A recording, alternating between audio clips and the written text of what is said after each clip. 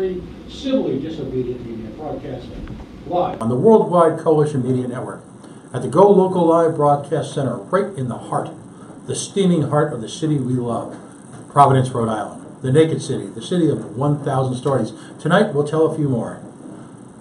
In a programming note, due to the joys of live indie media, our guest for the first hour has postponed for 2 weeks. So for the next hour, I'm just going to riff on issues and see, let's be blunt, who I can really annoy, insult, and just challenge. We have a saying here at the Coalition: if we like you, we invite you on our show. If we don't like you, we make fun of you. And if you're a politician and you won't answer our questions, well, we simply make the answers up. CoalitionRadio.us, Facebook.com/The Coalition Radio, on the mighty Twitter at Coalition_radio. Of course, our all apolitical, all paw socks, all crony corporatists, all Billionaire Baseball Boys Club, all Fenway Wet Dream Twitter feed at Pawtucket is home, and announcing the beginning of a new Twitter feed that in the heart of the administration today, as they announced their rather pyrrhic attempt at least pretending to chase Amazon. RI for Amazon? I think that's the Twitter feed. What we've done essentially is ape every one of their aspects of their so many issues to riff on in the first hour. I would be remiss, of course, if I did not talk about, well, this week's Paw Sox activity. The week started out innocently enough with yet another Senate hearing. More of the same. Listening to the same emotional blather mixed up with a heaping dash of balderdash, making sure it's fact-free, keeping away from the issue of any real discussion of fundamental economics. We were treated this week to a series of hearings. First, of course, was the public comment hearing at Halitosis Hall, a.k.a. Mortar, all credit to Rudy Cheeks, where the House Finance Committee, under the leadership of the esteemed Representative Abney, chose to have their public comment section. But what was the first problem? The public really hardly got an attempt or a moment to comment. Public comment was restricted to 3 minutes per individual. Now understand that in order to help the taxpayer attend this meeting, it was held essentially in the middle of the afternoon. And while the hearing began at 4 o'clock, anyone with any experience in these knows that if you're going to have any chance at all getting on in the first 3 or 4 hours, you've got to be there about an hour and a half early. So ignoring the fundamental realities of the lives of the working day-to-day Rhode Islanders, they chose to have it in the middle of a weekday afternoon. Then, of course, we had to listen to as the former late great mayor Vincent A. Buddy Cianci would call it, the cavalcade of stars, where I had to again listen to the ponderous nonsense of the mayor of Johnston. He's a stakeholder as much as I am.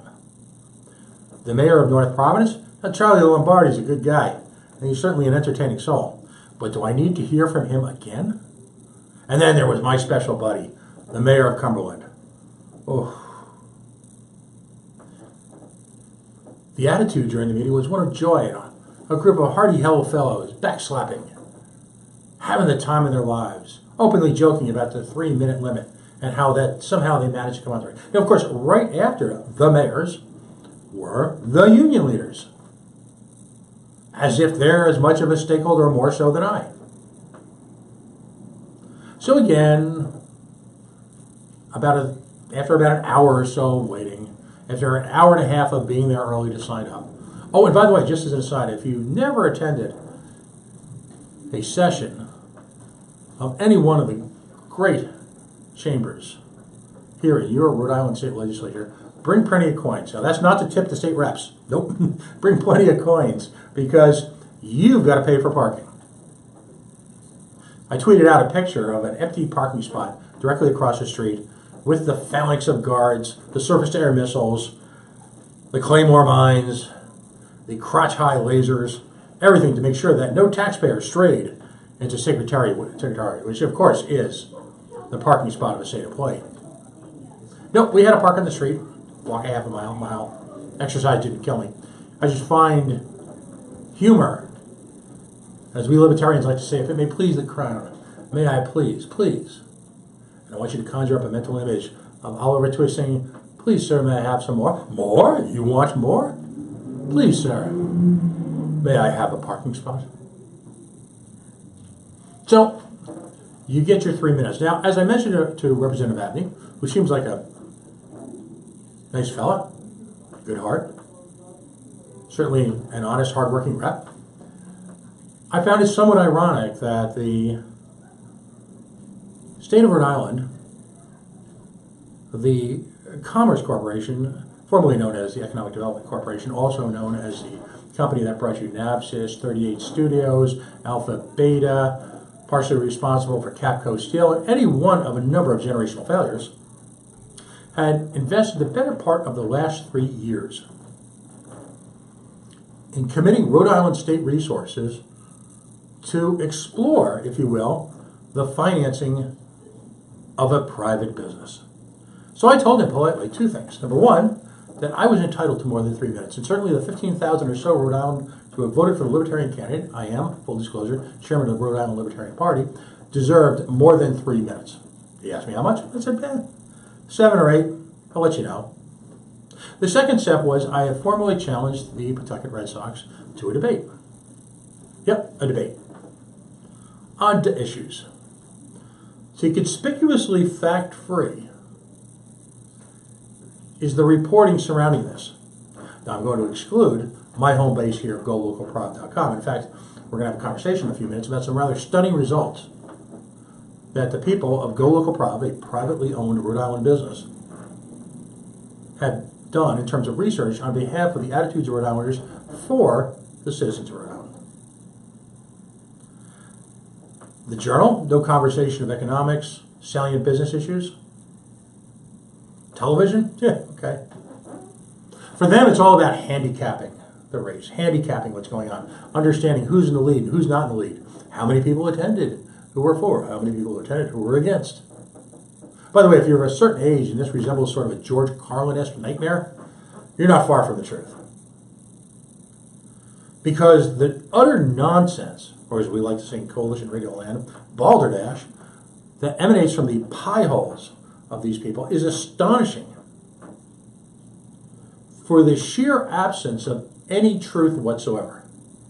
And yet, in Academy Award-like winning performances, are able to be presented with the straightest of faces and the utmost of conviction, which leads one to question whether they actually believe their own balderdash. Almost got me. So, a dozen or so folks showed up who were opponents, and 60 or 70 people were paid to show up to support it. We heard of the nice lady in the K corner. We heard of these wonderful charities who I'm sure do very, very good work. We had employees talking about how great it was to have a job.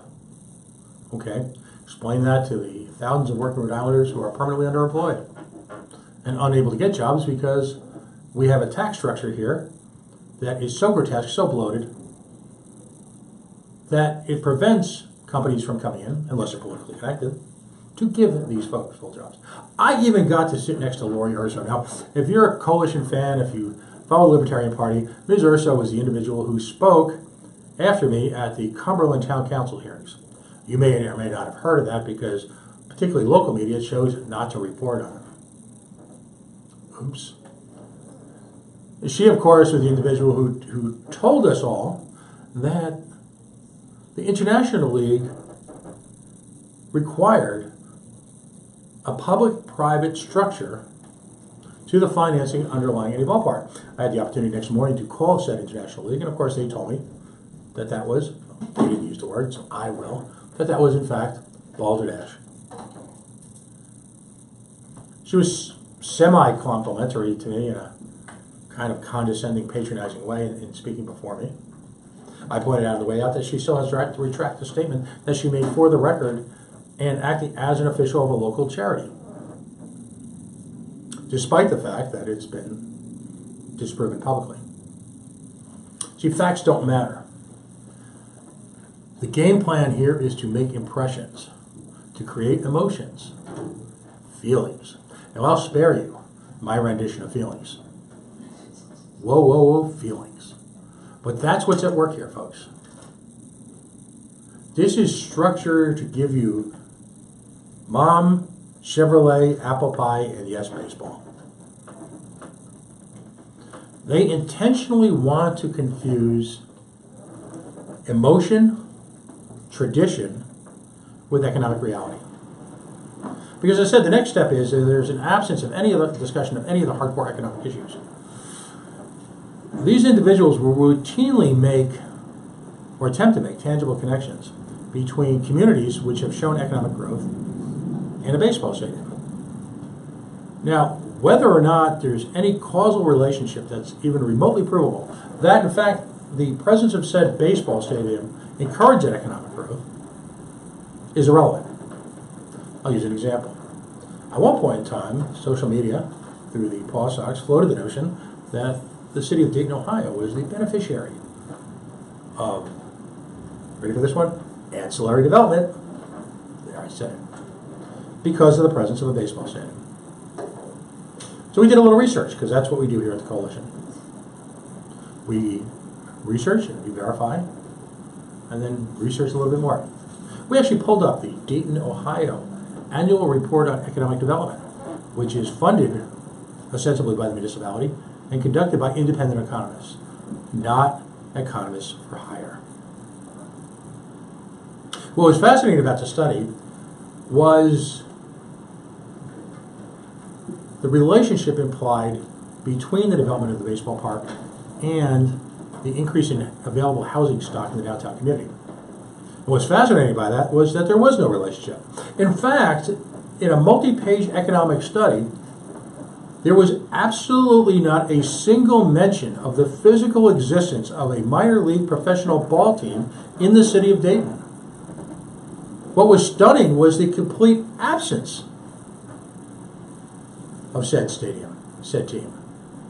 Not only did they not attempt to promote a causal relationship, they simply failed to acknowledge that it even existed.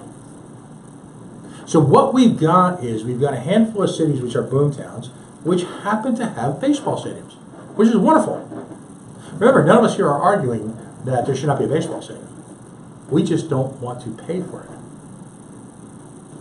So the current ploy du jour is to go to any town you can find that's sort of a boom town, Raleigh-Durham, and say, hey, there's a nice baseball stadium there. There must be a relationship. There must be a reason. Folks, there is none. Which is why, despite the fact that we're 3 years into this process, that we have spent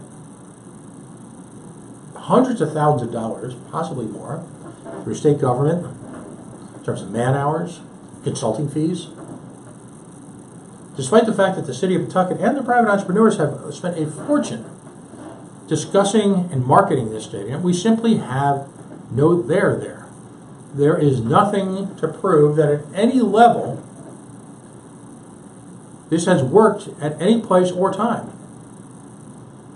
So the question is, of course, is that in the media's rush to somehow extrapolate from in their words, overwhelming presence of supporters, despite the fact that so many of them are actually just employees of the Pawtucket Red Sox Baseball Club, they are attempting to project that that is a reflection of public sentiment. Oh boy. I am fortunate enough to host the show. It's an independent production here at Go Local Prop, and I believe the single most potent emerging force in local Rhode Island media today. And that, of course, is the GoLocalProp.com platform and the Go Local Live broadcast, of which I am fortunate enough to be a member of. And I say that because they routinely engage in the kind of what I'll call, in coalition speak, let's answer a question that we don't even know has been asked yet kind of journalism. Kate and Molly and Josh and the whole crew here do yeoman's work providing an alternative to dying legacy media. my words, not theirs, dying. So the Go Local Proud organization took it upon themselves, through Social Sphere, to have a series of polling questions. To their credit, the methodology and the data is available at golocalproud.com. You've heard me say that 1,000 times. But if you haven't signed up for their email list, if you haven't liked the page, and you don't take a gander over to it on a daily basis, quite frankly, you're cheating yourself. Because at no cost to you, through their own innovation, hard work, sweat equity, they're presenting you with an entirely different alternative to traditional media in this town. Like all forms of media, they accept paid advertising. Unlike all forms of media in the state, they are not afraid of biting the hand that might feed them, because there is legitimate editorial independence. So they issued this poll. And you can get into all the detail on it at golocalproud.com. You can see it behind me. The result is stunning. When asked a very straightforward question, and I'll read it because I'm good at that. When asked just a straightforward, no hooks, no twists, no turns, no agendas, just this. Recently, a proposal has been made to permit the issuance of $81 million in bonds by the state to build a new stadium for the Pawtucket Red Sox. If there was an election today on this issue, would you vote to approve or reject issuing $81 million in financing support moral obligation bonds to build the stadium? Now, that's what's being proposed, or at least today it's being proposed. There's a willingness to pretty much throw anything up against the wall right now to get their blood money. But it's an up and down question. You either support it or you don't. Now, no surprise here, the results are behind me, but I want to frame this. I want to frame this in the perspective of the history of referendum in this state. To say that this state has a knee-jerk reaction to any level of public spending is the understatement of the year. They could put a referendum up supporting the purchase of ham sandwiches for Mayor Allures and his administration, and it would probably pass. They can do just about anything, and they pass. So what was astonishing about this is that you have a rejection of 67% of the poll sample and the poll data. That's not even close. If this were a boxing match, they'd call it in the second round on a humanitarian basis.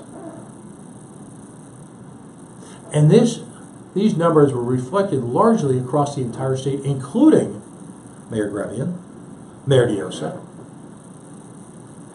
whoever the guy is in Cumberland, even the Mayor of Johnston.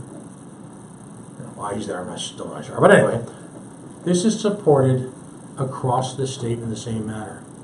67% of Rhode Islanders outrightly reject the notion of using taxpayer money to support this private business.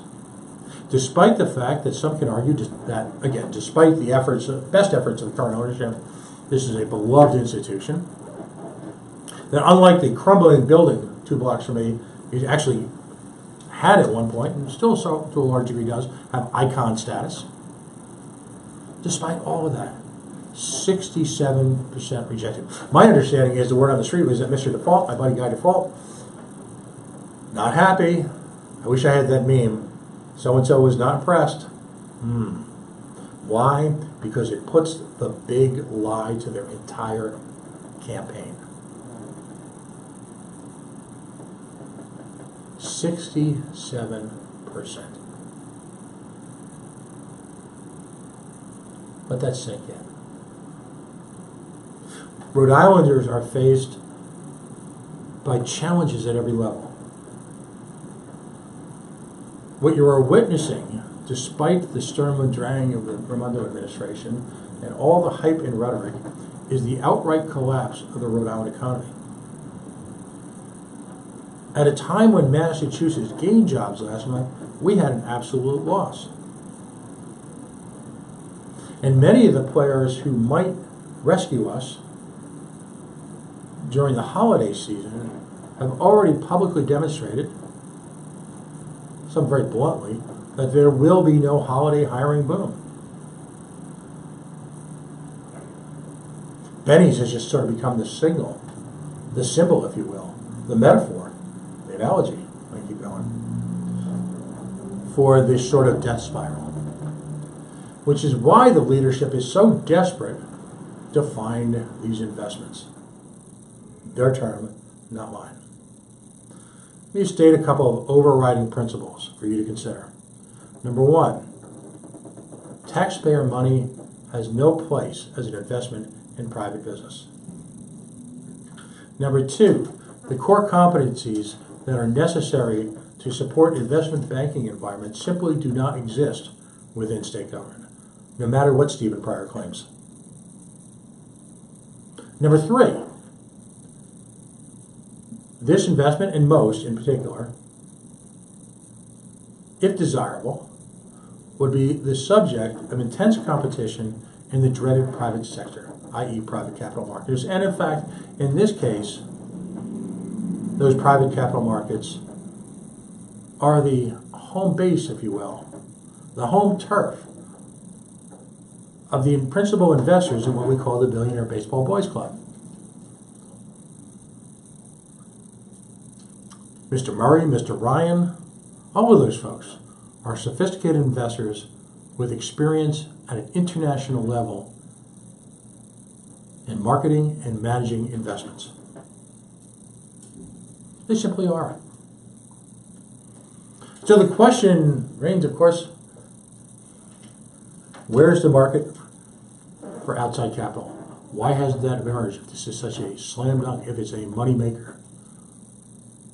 The term dry tinder is often used in the financial community. What that reflects is money sitting on the sidelines looking to be invested. Given what the average rate of return on money market style investments are, if you're showing a significant single digit yield, never mind double digit yield, investors should be flocking to this.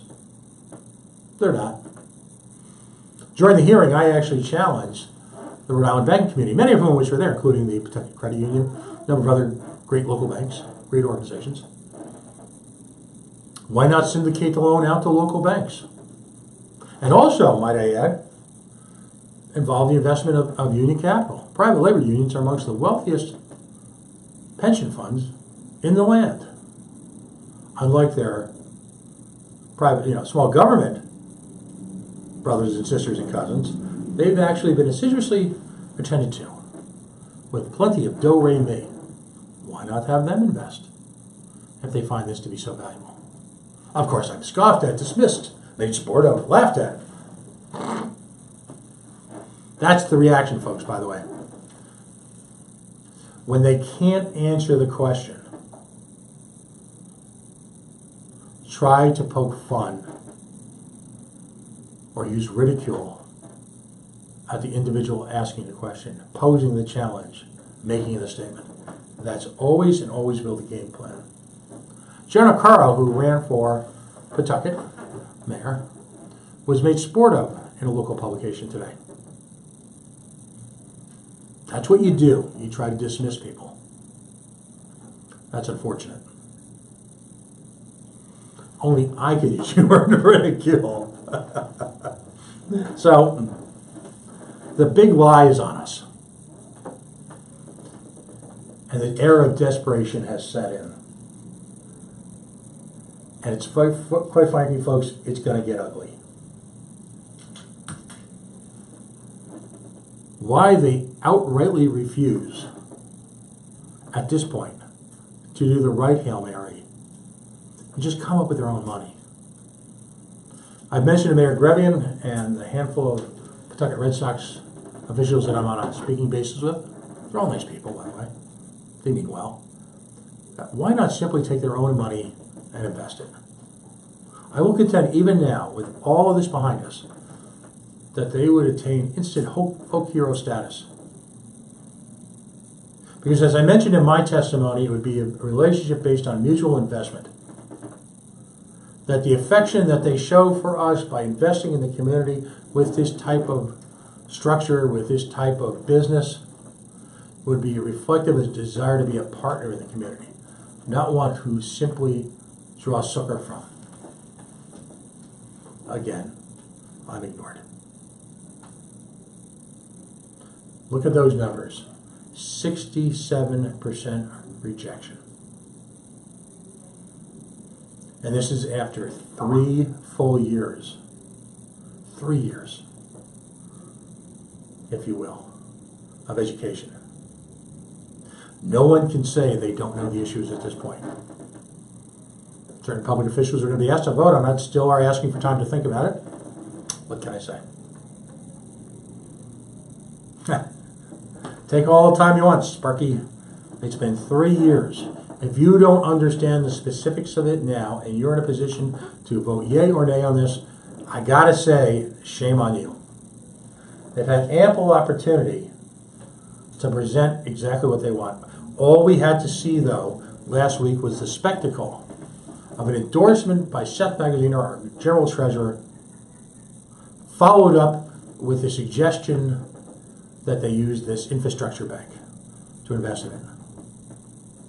All you need to know was they ran after that. What? We could invest there? Haven't you studied that yet? And how much of that endorsement was based on the potential use, in this case, of the pet project of our general treasurer? Because at what point in time did it become the role of government to invest, and I'm using the coalition air quotes, invest in family-friendly, affordable entertainment? It's not. If that were the case, they should have bought Fantasyland in Seacock, moved it over to the border to Eastie, and we would have been all set. What can I say?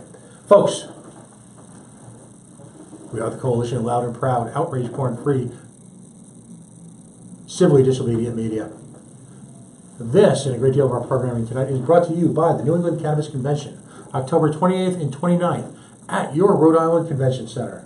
The Rhode Island Convention Center, where business, entrepreneurs, investors, educators, legal authorities, patients, advocacy groups, manufacturers, all come to meet, to learn, and to grow.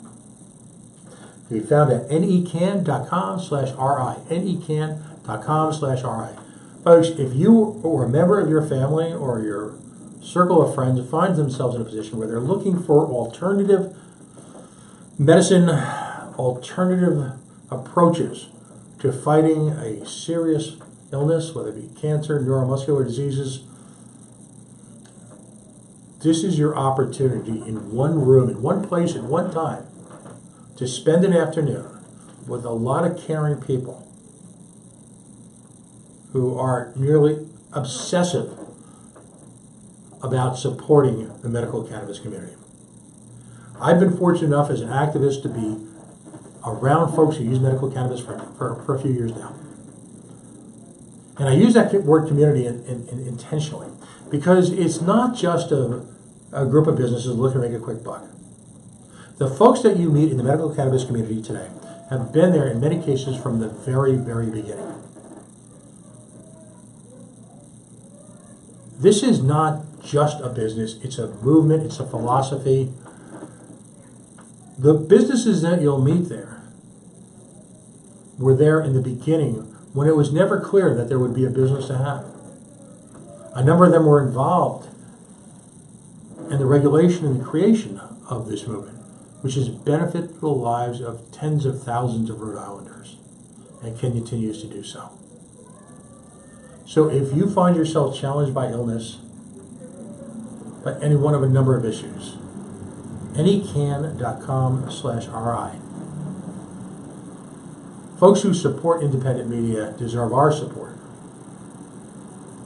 And I'm fortunate to have a group of individuals who help support this show and this programming. And I feel very strongly about all of their products. That's how I met them. For whatever reason, no one's lining up to support indie media. So for the brave souls that do, we need in turn to support them. Because independent media is your only outlet in the battle against the lazy, failed generational establishment legacy media. So, on to some other issues. First of all, at 7 o'clock, Lauren Nidell, community activist, progressive Democrat, a leader in the movement fighting Invenergy LLC. Head of the Bernie Sanders campaign, he had the successful Bernie Sanders campaign here in Rhode Island. Will be joining us via the miracle of Skype. And we're going to be talking about national and local issues about traditional Democratic leadership and the emergence of the progressive Democratic movement here in Rhode Island and on a national basis. At 8 o'clock, we're going to have again a repeat offender. Representative Bob Lancia will be joining us in studio. He'll be talking about a program he's got coming up regarding utility costs. Representative Lancia was good enough, even though he's not a member of the House Finance Committee, to spend time and to testify at this House hearing this week. And we'll talk a little bit about his attitudes and his thoughts regarding the Pawtucket Red Sox. Of course, we'll bring up today something we're going to talk about in the next few moments, the sudden Amazon emergence. We're also going to talk about his attitudes towards Invenergy. Political leaders willing to come on independent media where they can't hide behind puffball questions, where they can't hide behind talking points, again, deserve your support and respect. So Bob Lancia will be joining us in studio in the 8 o'clock hour. So Amazon. We all woke up this morning, some of us woke up in the middle of the night, to the notion that our governor has now officially entered the state of Rhode Island into the Great Amazon Contest, which has become strikingly like, if you will, a certain classic children's movie which was remade last year. A couple years ago, I guess. Of course, I'm talking about Willy Wonka and the Chocolate Factory. And there are states, cities, municipalities, burgs, towns, somewhere out there, Shelbyville, I'm sure he's in the race, for the ultimate golden ticket. And what is that golden ticket? The Amazon second world headquarters. Oh my.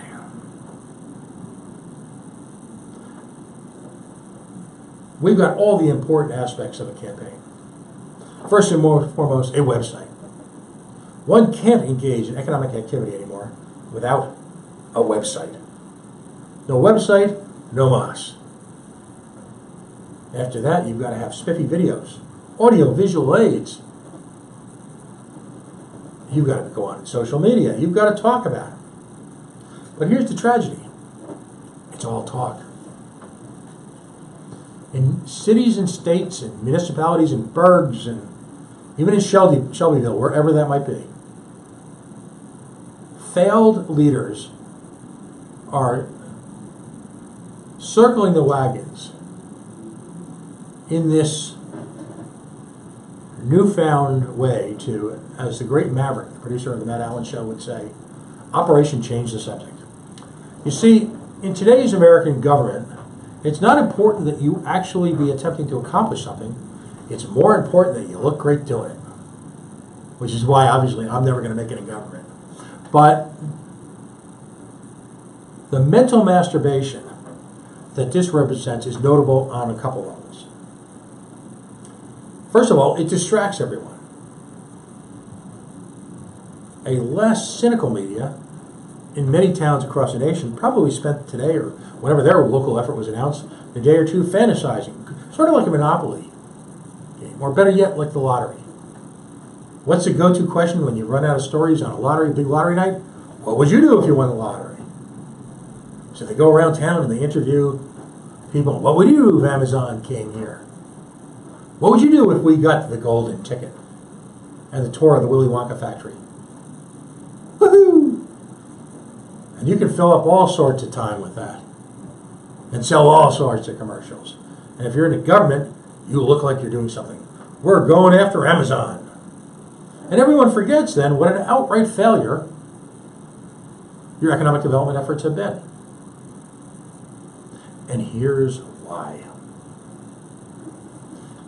Organic economic growth, which is the only type that matters, happens in the presence of a free market, where free market ideals are used by government to create an environment with which innovation can blossom. That's how it works. There's no small irony in the fact, and let's drag Pawtucket into this, there's no small irony in the fact that Pawtucket has experienced some growth through the brewery movement. That growth didn't become largely because of government investment. That growth occurred because government got out of the way.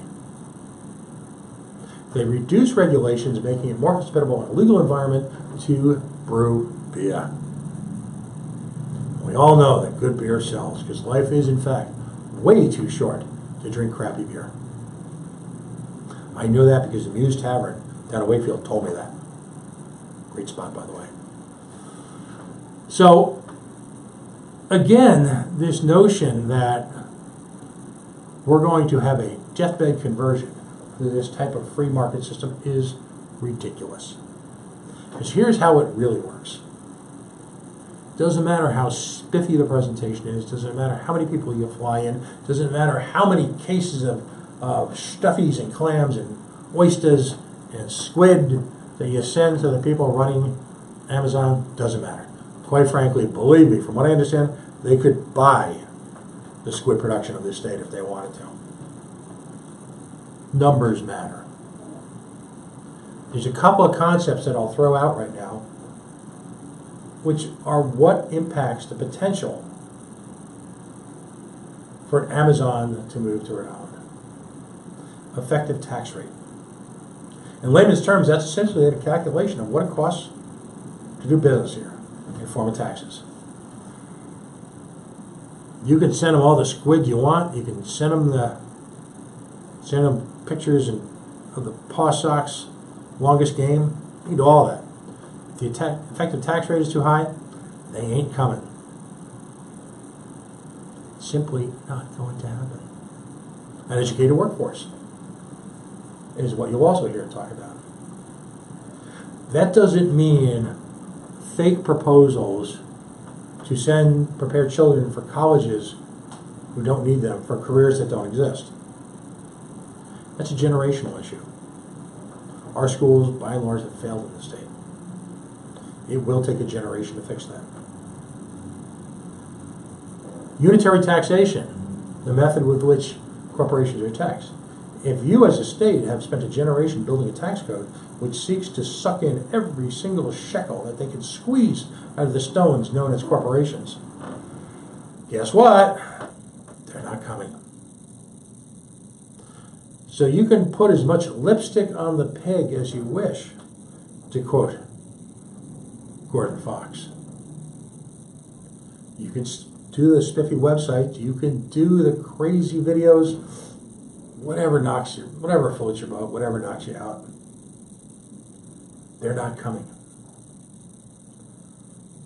So to try and callously, cynically change the subject and try to create an environment where, as the biggest pond in the big ocean, or whatever the nonsense was, to local media's credit, they didn't fall for it this time. The first reaction that folks generated was outright ridicule and laughter. Not a good thing if you're the captain of the ship. Not a good thing at all. Instead of their chests swelling with pride, with the notion that we could potentially attract the newest, latest headquarters of the world's largest corporation, people laughed at the notion. Almost instantly, it became a universal joke. That's ugly. That's absolutely ugly. What does that mean? Folks are on to it. They don't believe you. They think you're silly. Way too cynical. They might have bought into the 38 Studios bull. Some of them still might even be buying into, I guess 28% are buying into the notion that we ought to build a stadium, despite the fact this week we found out that the largest hospital in Pawtucket is closing. Despite the fact a few weeks ago the GAM Theater, a significant player in the arts community here in the state, is moving out. Despite Benny's and despite all that, people don't believe it anymore. So you may be able to convince yourself by being surrounded by your coat hangers, your hangers-on, your ne'er-do-wells, your aides, your PR people. You may be able to convince yourself that it's got a shot. No one believes you. And when you have a complete collapse, if you will, that's 67%, despite one of the most expensive ad and marketing campaigns in a generation here in Rhode Island, to promote the subsidization of what some can still refer to as an icon. Despite all of that, and you have a 67% rejection rate. And what should have been a bold economic initiative, you're laughed at. No one believes you. That'll be our little secret if you're listening tonight. Simply doesn't matter. So knock yourself out.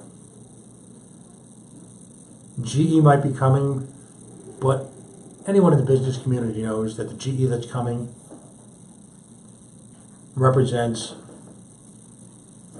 a few dozen people, and that you're a mark for having spent it. No one is coming.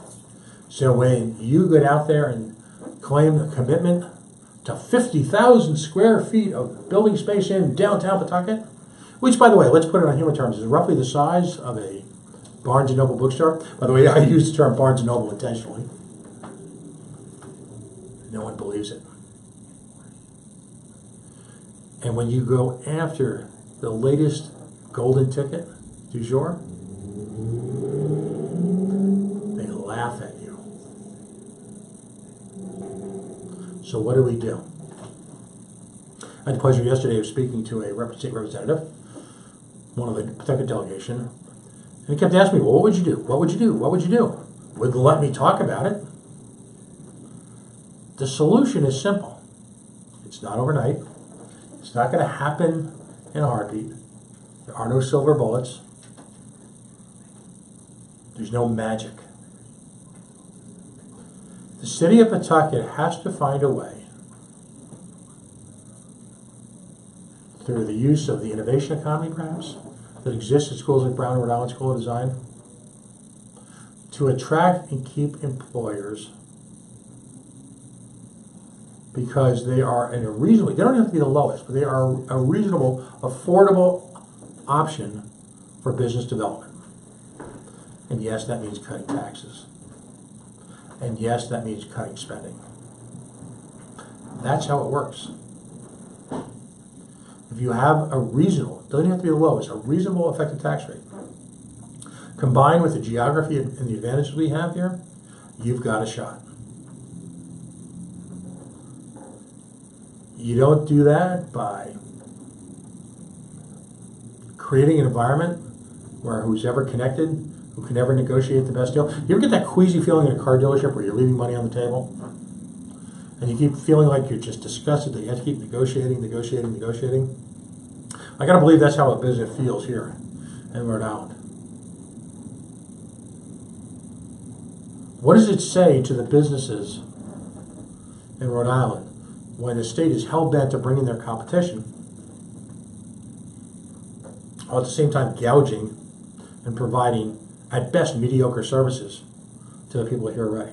Because the final overriding principle that I would like to talk about in this hour, and if you stuck with me through all this, I appreciate it, is the notion that business, in the form of the Pawtucket Red Sox, when subsidized, acts as a direct threat to existing local businesses who use their own private capital and their own risk capital and their own sweat equity.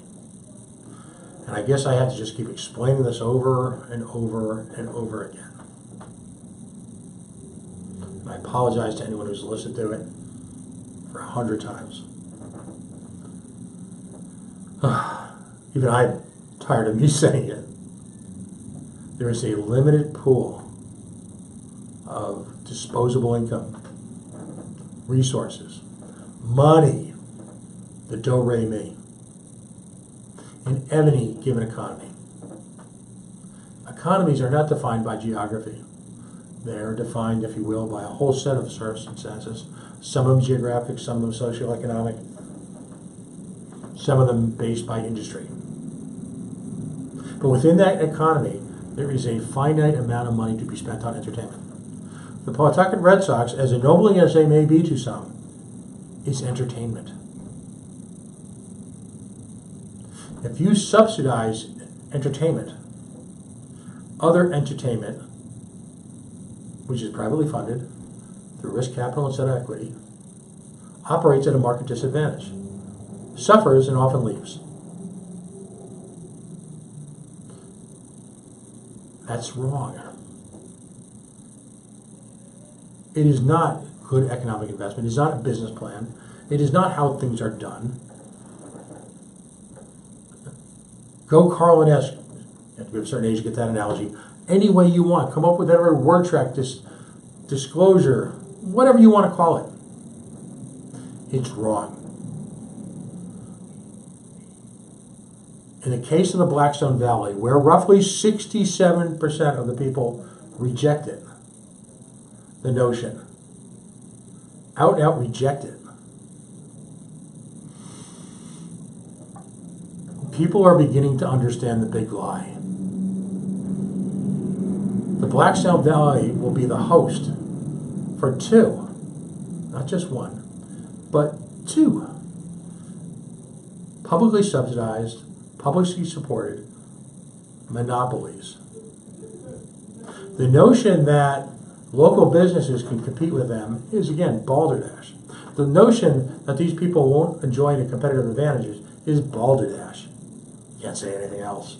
The notion that these businesses should have to compete with entities sponsored by a government that they pay taxes to, effectively creating an environment where you are funding your own competition, that's balderdash, and it's wrong. And that's why business, organic in nature, industry, withers and dies here. Some may start, like Teespring, when given the opportunity, when they grow that first step beyond their emergent stage, when they've effectively given birth to a real business, they leave. Much of the human capital that helped to generate that level of innovation that created a business came out of our local university systems here. RISD, Brown, PC, JWU, on and on if I missed a few. Roger Williams, URI, RIC, CCRI. They start here because market forces in the form of universities bring people together. Idea generators, risk takers, innovators. They bring them together and they give birth to a business. But once the opportunity exists for that business to move elsewhere to more fertile fields, where the free market can take hold and they've got an opportunity for growth, they do. Very often as soon as they can get out of town. Because as much as they love living here, as much as they love dipping their toes in the sands of Narragansett or having dinner on Federal Hill, they got to pay the bills. And their skills are in competition at an organic level elsewhere. Until we embrace free market principles, until we have an environment where innovation can prosper, we will continue to generate and give birth to lots of companies with potential for real impact. And we will continue to lose them. And that, folks, is real tragedy. Folks, we're going to take a quick break in just a minute or two. Again, this session was sponsored by the folks at NECAN/RI, necan.com/RI, medical cannabis convention that's taking place in just a week. Throughout this week, you'll hear me talk about it, refer to individual businesses who will be attending. If you find yourself or a family member in a situation where medical cannabis is a viable medical alternative treatment for anyone of a number of difficult illnesses, there is no better place than to spend an afternoon at the Medical Cannabis Convention in RI at the Convention Center next weekend, the 28th and the 29th. All the resources you'll need will be right there. Folks, you have been listening to the Coalition on the Worldwide Coalition Media Network, broadcasting live at the Worldwide Coalition Broadcasting Center at Go Local Live, in the heart of the city we love, 90 Way Boston Street, Providence, Rhode Island. The Naked City, the city of 1,000 stories. CoalitionRadio.us is our webpage. Click on the YouTube link, and you'll find this and any one of a number of interviews and appearances that have been made in the few months that we've been here at the Go Local Live Broadcasting Center. Of course, ongoing events, discussion, disturbances, annoyances, prevarications, prognostications can all be found at facebook.com/coalitionradio. We routinely irritate the privileged at our Twitter feed, coalition_radio. And as always, our apolitical All Paw Sox, all Baseball Billionaires Boy Club, all Fenway Wet Dream, apolitical Twitter feed, at Pawtucket is Home. So at the end of the show, we're going to announce a new website that we're just going to be popping up over the next week or so to bring reality, if you will, a dose of it, to this latest Amazonian nonsense. Coming up in the next hour, we've got Lauren Nidell is going to Skype in, and we're going to talk all things progressive Democrat, both on a national and a local level. Folks, stay tuned. We'll be right back.